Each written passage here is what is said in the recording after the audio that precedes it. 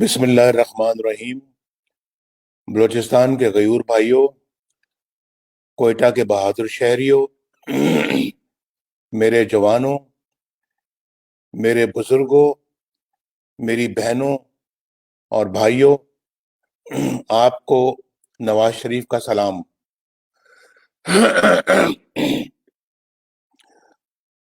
آج یہ اتنا بڑا جلسہ دیکھ کر میرا یقین اور بھی پختہ ہو گیا ہے کہ انشاءاللہ اب ووٹ کی عزت کو کوئی پامال نہیں کر سکے گا۔ پامال کرنا تو دور کی بات ہے، انشاءاللہ اب ووٹ کی عزت کی طرف کوئی میلی آنکھ سے بھی دیکھ نہیں سکے گا۔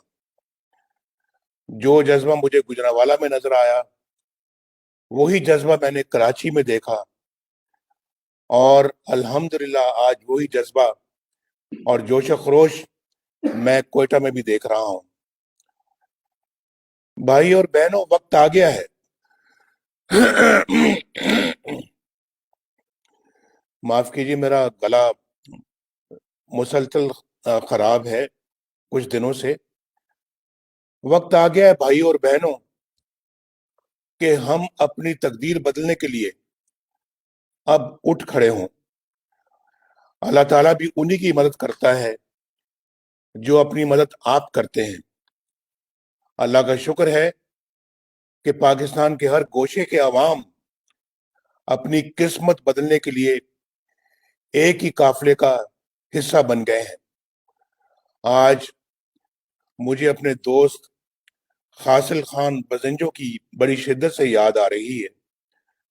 وہ اپنے والد مرحوم کی طرح جمہوریت کے سچے اور کھرے علم بردار تھے۔ ان کی موت میرا ذاتی نقصان تو ہے ہی، لیکن یہ ملک و قوم کا بھی بڑا نقصان ہے۔ وہ ہر فورم پر جرت اور بہادری کے ساتھ اپنا موقف پیش کرتے اور تمام خطروں سے بے نیاز ہو کر سچی بات کہتے تھے۔ اللہ تعالیٰ انہیں اپنے خاص رحمتوں سے نوازے۔ مجھے کل معلوم ہوا ہے کہ محسن داوڑ اور ندیم اصغر کو کوئٹہ ایئرپورٹ پہ سیکیورٹی کے نام پہ گرفتار کیا گیا ہے اور کسی نامعلوم جگہ پہ منتقل کر دیا گیا ہے۔ ہم سب اس عمل کی سختی سے مذمت کرتے ہیں، اور سیکیورٹی کے نام پر اس طرح کے اقدامات ہماری ریاست کو پہلے بھی بدنام کرتے رہے ہیں اور آج بھی کر رہے ہیں۔ بڑے افسوس کی بات ہے اور کہ یہ حکومت کس طرح کے کام انجام دے رہی ہے۔ میرے بھائی اور بہنوں، بلوچستان پر جو گزرتی رہی ہے وہ ایک نہایت افسوسناک کہانی ہے۔ مری، بگٹی، بزنجو اور دیگر قبائل کے ساتھ جو سلوک کیا جاتا رہا، بلکہ جو اب تک ہو رہا ہے، وہ ہم سب کے لیے انتہائی دکھ اور رنج کا باعث ہے۔ غداری کا لیبل ہر اس شخص کے ماتھے پر چسپاں کر دیا گیا جس نے سر اٹھا کر بات کرنے کی کوشش کی، جس نے ظلم و ستم کے خلاف احتجاج کیا، اور جس نے آزاد قوم کا، آزاد شہری ہونے کا حوصلہ کیا۔ وہ صرف اس لیے باغی اور غدار قرار پائے کہ انہوں نے اپنے آئینی حقوق کے لیے آواز اٹھائی، اور کچھ قتل ہو گئے، کچھ ہمیشہ کے لیے لاپتہ کر دیے گئے۔ ان کی قبروں تک کا کوئی نام و نشان نہیں ہے۔ گم شدہ افراد کا مسئلہ آج بھی ہے۔ ہمارے ہم وطن آج بھی اٹھائے جا رہے ہیں۔ کچھ پتہ نہیں انہیں آسمان کھا گیا یا زمین نکل گئی۔ میں جب بھی گم شدہ افراد کی دکھی ماؤں، روتی ہوئی بہنوں، بیٹیوں اور پریشان حال بچوں کو دیکھتا ہوں تو بے حد تکلیف ہوتی ہے۔ کب تک یہ سب کچھ جاری رہے گا؟ کب تک ہماری ریاستی طاقت خود اپنوں کے خلاف استعمال होती रहेगी। कब तक हम पाकिस्तान के मुहब्बे वतन शहरियों पर बगावत और गद्दारी के इल्जामात लगाते रहेंगे? ख़वातीनो हजरात, मुझे अच्छी तरह अंदाजा है कि बलूचिस्तान के लोग कैसे कैसे मसाइल का शिकार होते रहे हैं और आज भी किन मसाइल का शिकार हैं। पाकिस्तान के सबसे बड़े सूबे के लोगों की जिंदगी किस तरह गुजर रही है, उनको कौन सी मुश्किलात का सामना है, नवाज शरीफ अच्छी तरह जानता है। मुझे ये भी मालूम है कि मौजूदा हुकूमत की नाअहली और अवाम दुश्मनी की वजह से महंगाई ने अवाम के लिए 2 वक्त की रोटी मुश्किल बना दी है। और सुना है चीनी एक तो 10 रुपए किलो हो गई है, आटा 70 रुपए किलो तक जा पहुंचा है, या शायद इससे भी ज्यादा। नान भाई हड़ताल कर रहे हैं कि रोटी 30 रुपए की बेचने की इजाजत दी जाए। ऐसे में सारा दिन मेहनत करने के बाद एक मेहनत कश 2 वक्त 2 रोटियां भी खाए, यानी 2 वक्त सुबह दोपहर और शाम अगर 2 रोटियां भी खाए तो महीने के 3600 रुपए खर्च करने पड़ते हैं। और अगर घर में 6 अफराद हों, जो कि आमतौर पे होते हैं, तो सिर्फ रोटी पर और कुछ नहीं, रोटी पर 21,000 रुपया वो कहां से लाए। चीनी, घी, दालों और सब्जियों की कीमतें आसमान पर पहुंच गई हैं और दवाओं की कीमतें इतनी ज्यादा हो चुकी हैं कि दवाई के अखराजात के बाद घर वालों को समझ नहीं आती कि घर के बाकी अखराजात कैसे पूरे किए जाए। गुर्बत में बेपनाह इजाफे की वजह से लोग अपने बच्चों को मौत के मुंह में जाते हुए देखते हैं, मगर दवाई खरीदने की ताकत नहीं रखते। आज इस तरह के पाकिस्तान में हम रहते हैं, यानी ये मुल्क इस तरह का बना दिया गया है। आज किसान बदहाल है, ज़राअत तबाह, सनतें तबाह, कारोबार तबाह, रोजगार तबाह, पूरा मुल्क की तबाही के गड़े में उतार दिया गया है। मेरे भाइयों और बहनों, क्या आपने कभी सोचा है कि हम देखते ही देखते इस हाल को क्यों पहुंच गए? क्यों आपको फाकों की तरफ धकेला जा रहा है? क्यों 54 रुपए में बिकने वाली चीनी 110 रुपए की हो गई? क्यों आटा 35 रुपए से 70 रुपए किलो तक पहुंच गया है? और क्यों महंगाई बेकाबू हो गई और अच्छे खासे खाते पीते घराने वाले लोग आज माली मुश्किलात का शिकार हो गए? क्यों तरक्की करता हुआ पाकिस्तान, आगे बढ़ता हुआ पाकिस्तान बर्बाद करके रख दिया गया है? क्यों पाकिस्तानी रुपया आज नेपाली और अफगानी करेंसी से भी नीचे आ गया है?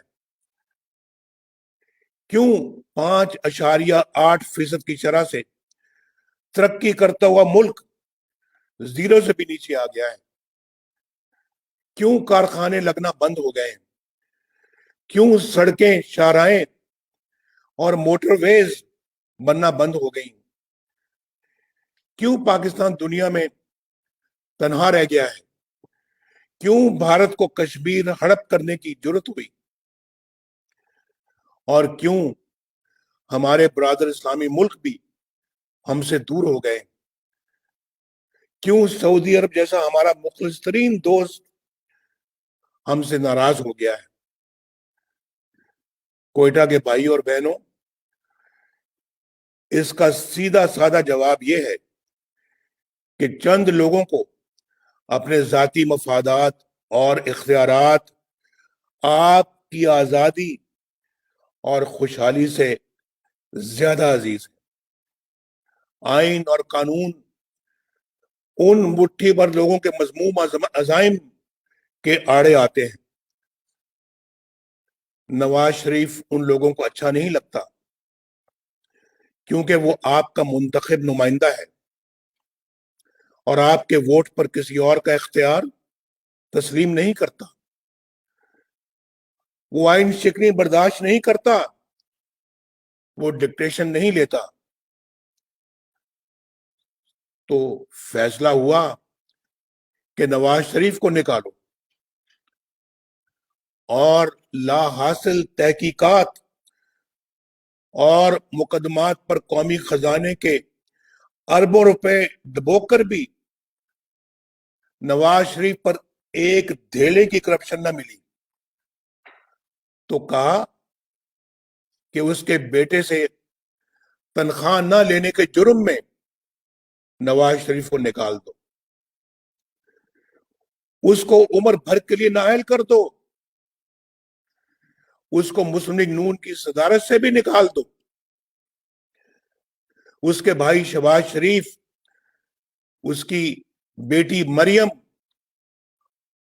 حمزہ شہباز شریف اور اس کے سارے خاندان اور ساتھیوں کو، مسلم لیگ نون کے ساتھیوں کو جیل میں ڈال دو۔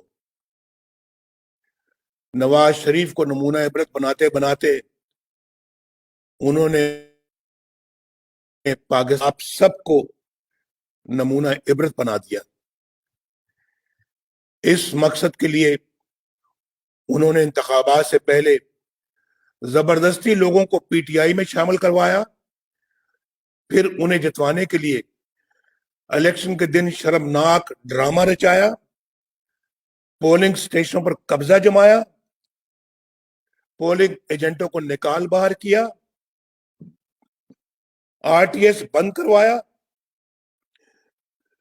رات کی تاریکی میں اپنی پسند کے نتیجے بنا کر 4 دن تک مرضی کے نتائج جاری کرتے رہے،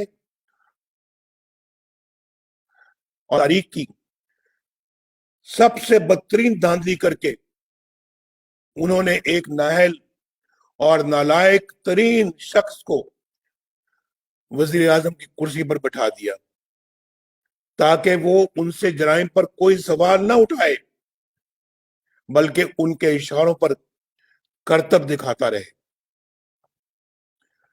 یہاں سے ملک کی تباہی اور بربادی کا وہ سلسلہ شروع ہوا جو کہ بڑھتا ہی چلا جا رہا ہے۔ ان چند لوگوں کے ذاتی مفادات کی قیمت آپ کو اور آپ کے بچوں کو ان حالات، اس بھوک اور افلاس سے چکانی پڑ رہی ہے۔ میرے بھائی اور بہنوں، آپ عزت والے لوگ ہیں، غیرت والے لوگ ہیں۔ بلوچ اور پختون اپنی شاندار روایات رکھتا ہے، لیکن آپ نے دیکھا کہ کراچی کے عظیم الشان جلسے سے گھبرا کر ان لوگوں نے منہ اندھیرے کراچی کے ایک ہوٹل کے اس کمرے کا دروازہ توڑا اور اندر داخل ہو گئے جس میں مریم نواز شریف اور کیپٹن صفدر ٹھہرے ہوئے تھے۔ کیا اب یہ لوگ اس پستی میں گر گئے ہیں کہ نہ کوئی اخلاق باقی رہا اور نہ کوئی تہذیب اور نہ روایات اور نہ قدریں؟ یہ کوئی معمولی واقعہ نہیں ہے۔ مجھے حیرت ہے ان لوگوں پر جو اعلیٰ اخلاقی اقدار کی باتیں کرتے ہیں، ماؤں، بہنوں اور بیٹیوں کی عزت کی بات کرتے ہیں، لیکن اب بھی اس حکومت کا حصہ ہے جس نے یہ سیاہ ترین واردات کی ہے۔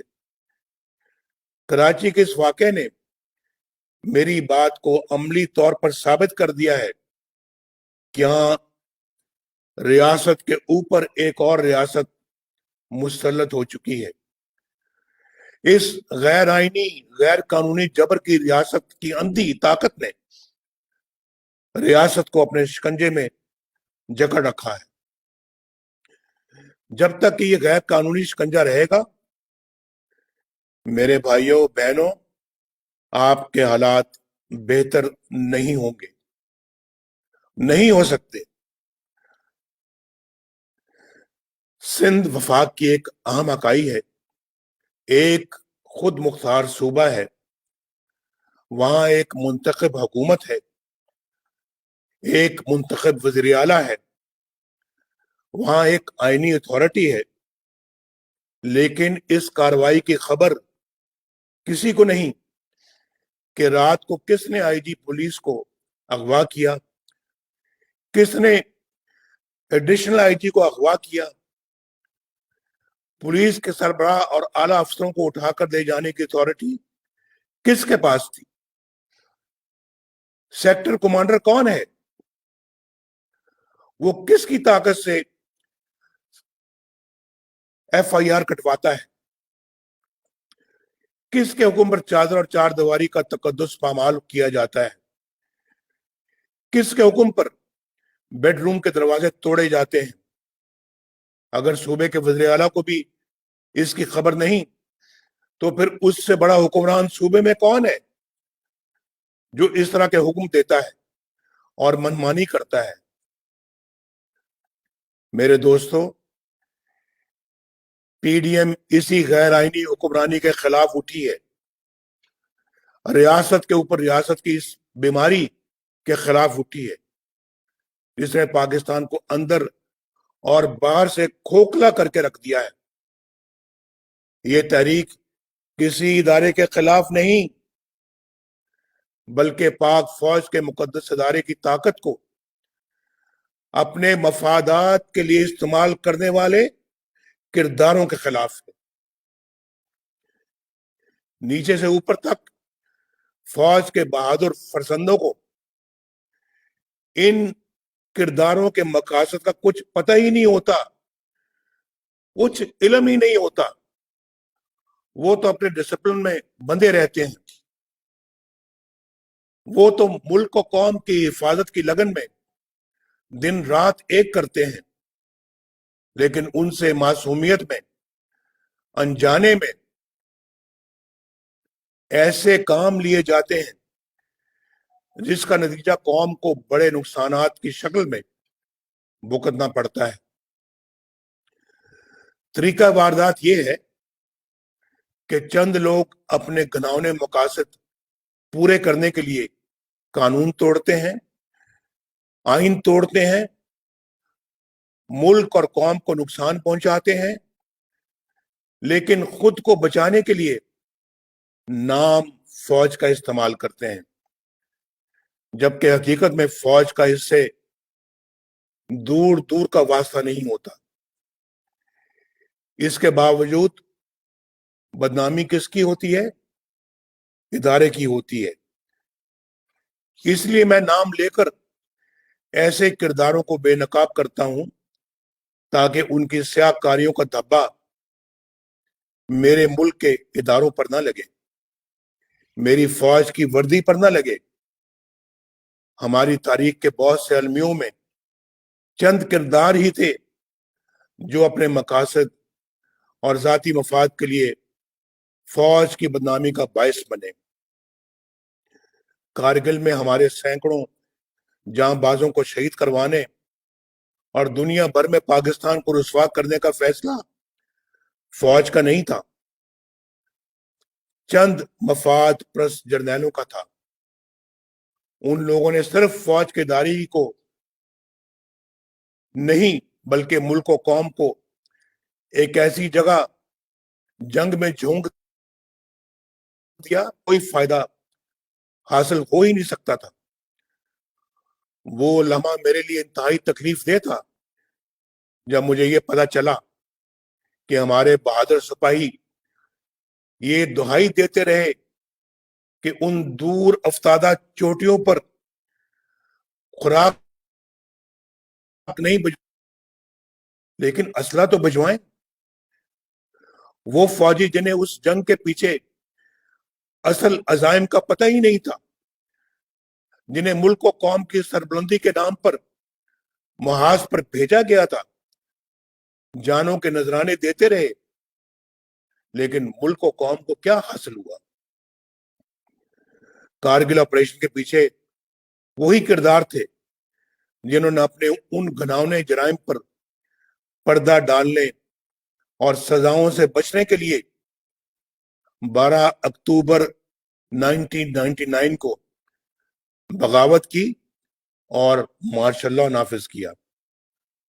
یہ پرویز مشرف اور اس کے چند ساتھی تھے جنہوں نے فوج کے ادارے کو اپنے مذموم مقاصد کے لیے استعمال کیا، بلکہ بدنام کیا۔ ہاں، میں ان لوگوں کو بری و ذمہ قرار نہیں دوں گا جنہوں نے خلاف قانون آرڈرز کی تعمیل کی، جنہوں نے وزیر اعظم ہاؤس کے جنگلے پلانگے، جنہوں نے منتخب وزیر اعظم کو گرفتار کر کے ایک ناجائز فوجی حکومت کی راہ ہموار کی، غیر قانونی حکم کی تعمیل کر کے وہ بھی اتنے ہی بڑے مجرم ثابت ہوئے جتنا کہ حکم دینے والے۔ میرے بھائیوں اور بہنوں، انہی لوگوں نے محب وطن اکبر بگٹی کو شہید کیا۔ انہی لوگوں کو محترمہ بینظیر بھٹو نے اپنی شہادت سے قبل لکھے گئے خط میں اپنی موت کا ذمہ دار ٹھہرایا۔ انہی لوگوں نے بلوچستان اور سندھ میں ہمارے فضائی اڈے غیروں کے ہاتھوں میں گروی رکھے، آپ جانتے ہیں، جہاں سے ڈرون اڑتے تھے۔ انہی لوگوں نے 12 مئی کراچی اور لال مسجد اسلام آباد جیسے قتل عام کروائے۔ ہمارے غیرت مند بلوچ بھائیوں اور بہنوں کی محرومیوں کے ذمہ دار بھی یہی لوگ ہیں۔ ان واقعات سے جہاں آپ نے دکھ اور پریشانیاں اٹھائیں، وہاں مٹھی بھر لوگوں نے بے شمار فائدے اٹھائے۔ پرویز مشرف کے ذاتی اکاؤنٹوں میں اربوں روپیہ کیش پڑا ہوا ہے، اس کے ثبوت بھی موجود ہیں، لیکن نیب یا عمران خان کسی میں جرت نہیں کہ کوئی کارروائی عمل میں لائی جا سکے۔ اسی طرح ہماری منتخب حکومت کے خلاف سازشوں کا جال بننے کے لیے دھرنے کروائے، انتخابات میں دھاندلی کروائی اور ایک نااہل شخص کو ملک پر مسلط کرنے کا فیصلہ بھی فوج کے ادارے کا نہیں تھا۔ یہ فیصلہ فوج کا نہیں تھا، بلکہ چند کرداروں کا تھا۔ اس لیے تو میں ان کرداروں کا نام لیتا ہوں تاکہ تباہی و بربادی کے الزام کے چھینٹے میری فوج کے جوانوں اور افسروں کی وردی پر نہ پڑے۔ آج تمام سوالوں کے جواب فوج کو نہیں، جنرل قمر جاوید باجوہ کو دینے ہیں، جنرل فیض حمید کو دینے ہیں۔ جنرل باجوہ صاحب، آپ کو 2018 الیکشن میں پاکستان کی تاریخ کی سب سے بڑی دھاندلی اور عوام کے مینڈیٹ کی چوری کا حساب دینا ہے۔ جنرل باجوہ صاحب، آپ کو ارکان پارلیمنٹ کی ہارس ٹریڈنگ کا حساب دینا ہے، اور جنرل باجوہ صاحب، آپ کو آئین اور قانون کی دھجیاں بکھیرتے ہوئے عمران نیازی کو عوامی مینڈیٹ کے خلاف وزیر اعظم بنانے کا حساب دینا ہے۔ آپ کو اس حکومت کی تمام ناکامیوں کا حساب دینا ہے، اور آپ کو اس قوم کو مہنگائی، غربت اور فاقہ کشی کی طرف دھکیلنے کا بھی حساب دینا ہے۔ جنرل فیض صاحب، آپ کو جواب دینا ہے کہ آپ نے کیوں ایک حاضر سروس جج کے گھر جا کر ان پر آئین اور قانون کے خلاف فیصلہ کرنے کے لیے دباؤ ڈالا۔ کیوں آپ نے انہیں وقت سے پہلے ہی اسلام آباد ہائی کورٹ کا چیف جسٹس بنوا دینے کی پیشکش کی؟ کیوں آپ نے نواز شریف اور اس کی بیٹی مریم نواز کو الیکشن ہو جانے تک جیل میں رکھنے کی درخواست کی؟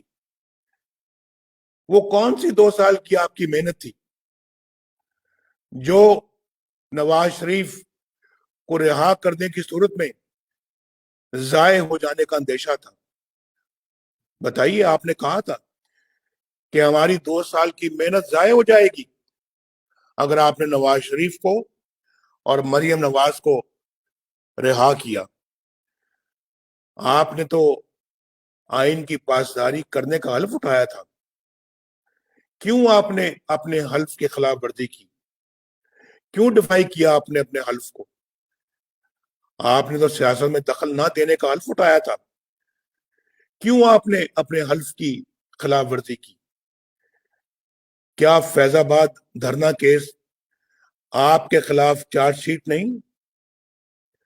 کیا سپریم کورٹ نے آپ کے خلاف کارروائی کا حکم نہیں دیا؟ اس کے باوجود آپ کی نہ صرف بطور لیفٹیننٹ جنرل ترقی ہوئی بلکہ آپ کو ISI کے سربراہ کا عظیم الشان منصب بھی عطا ہوا، جبکہ جسٹس قاضی فائز عیسیٰ کے خلاف ایک ریفرنس دائر ہوا تاکہ وہ آپ کی نظر ثانی کی درخواست سن نہ سکے۔ واہ واہ، کیا کیا آپ نے جنرل فیض! یہ آپ کے حلف توڑنے کی صرف ایک مثال ہے، ایک۔ آپ پچھلے کئی سالوں سے بے دھڑک سیاست میں مداخلت کیے چلے جا رہے ہیں۔ آپ نے اپنے حلف کے ساتھ بے وفائی کی ہے۔ اگر یہی وقت آپ نے پیشہ ورانہ دفاعی امور پر صرف کیا ہوتا تو ہمارے کشمیری بہن بھائی کبھی ان مصائب سے دوچار نہ ہوتے جن سے وہ آج دوچار ہیں۔ عمران خان صاحب، آپ تو سیاست کے میدان میں نابالغ ہو۔ بار بار کہتا ہوں میں کہ ہمارا آپ کے ساتھ مقابلہ ہے ہی نہیں۔ ہمارا مقابلہ آپ کے لانے والوں کے ساتھ ہے، آپ کے ساتھ نہیں ہے۔ ہمارا مقابلہ ریاست چلانے والوں کے ساتھ ہے۔ لیکن یہ مت سوچنا کہ تم بچ جاؤ گے۔ ثاقب نثار کا NRO نہ تمہیں بچا سکے گا اور نہ علیمہ خان کو۔ تم جس کے پیچھے چاہے چھپو، فورن فنڈنگ کیس میں تمہاری بدعنوانی نہ صرف کھل کے رہے گی بلکہ تمہیں جیل بھیجے گی۔ تمہیں چینی آٹے اور ادویات کی قیمتوں میں اضافے سے عوام کو پہنچنے والے نقصان کے ایک ایک روپے کا حساب دینا ہوگا۔ تمہیں زمان پارک میں کروڑوں روپے کی نئی تعمیر کی لاگت کا حساب دینا ہوگا۔ تمہیں بنی گالا کی منی ٹریل دینی ہوگی۔ دوسروں پر کیچڑ اچھالنا تمہیں احتساب سے نہیں بچا سکے گا عمران خان۔ یہ ٹی وی پر بڑکے مارنا اور دھمکیاں دینا تمہیں نہیں بچا سکے گا۔ تم اور تمہارے ہر کرپٹ ساتھی کو حساب دینا پڑے گا۔ بلوچستان کے بہنوں اور بھائیوں، میں آج 3 پیغامات دینا چاہوں گا۔ پہلا، فوج کے جوانوں اور افسروں کے نام۔ یہ آپ کا اپنا ملک ہے میرے فوجی بھائیوں، جس کے لیے آپ جان دینے سے بھی دریغ نہیں کرتے۔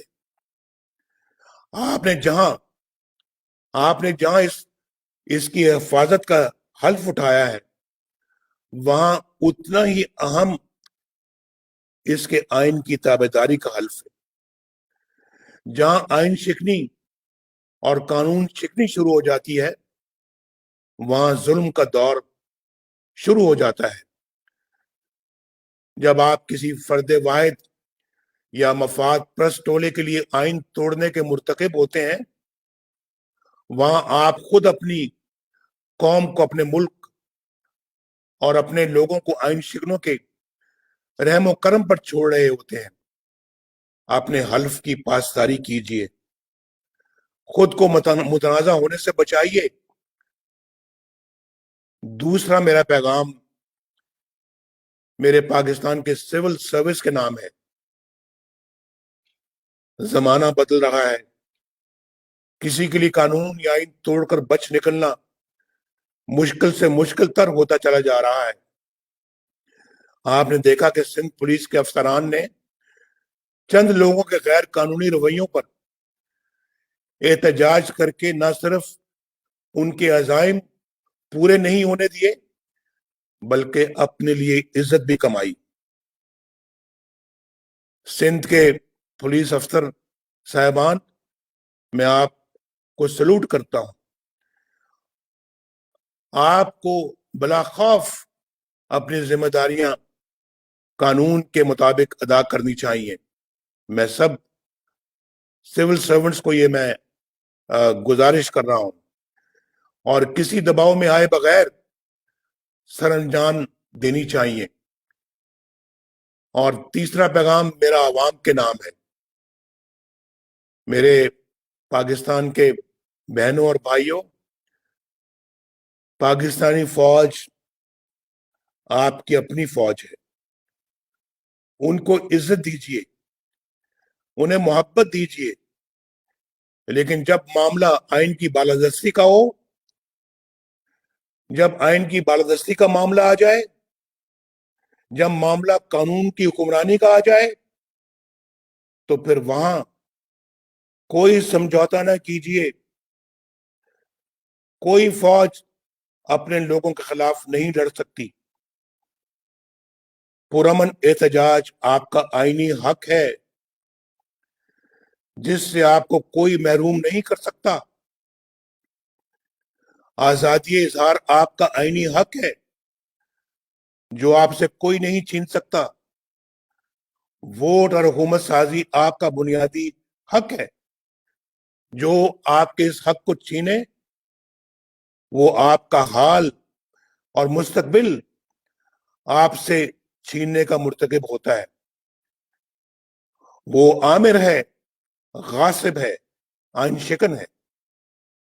آپ اپنے حق کو استعمال کیجئے۔ کسی مفاد پرست ٹولے یا کچھ مٹھی بھر لوگوں کو اپنی آنے والی نسلوں کی تقدیر کے ساتھ کھلواڑ کرنے کی اجازت مت دیجیے۔ اگر آج آپ نے اپنے حقوق کو حاصل کرنے میں کامیابی حاصل کر لی تو انشاءاللہ آپ اپنے حالات سنوار لیں گے۔ اگر ایسا نہ کر سکے تو پھر بہانے کا کوئی فائدہ نہیں ہوگا۔ کوئٹہ والوں، عمران خان کی بیساکھیوں پر کھڑی حکومت کو انجام تک پہنچانے کا وقت آ گیا ہے۔ وقت آ گیا ہے کہ ہم ان تمام لوگوں سے جواب طلب کریں جنہوں نے آئین اور قانون کے ساتھ کھلواڑ کر کے آپ کو ان حالات سے دوچار کیا ہے۔ کوئٹہ والوں، سوچ کر بتاؤ، کیونکہ پورا ملک آپ کی آواز سن رہا ہے۔ کیا تم اس جدوجہد میں نواز شریف کا ساتھ دو گے؟ کیا تم اس جدوجہد میں پی ڈی ایم کا ساتھ دو گے؟ کیا اس جدوجہد میں ہم سب کا ساتھ دو گے؟ پاکستان زندہ باد۔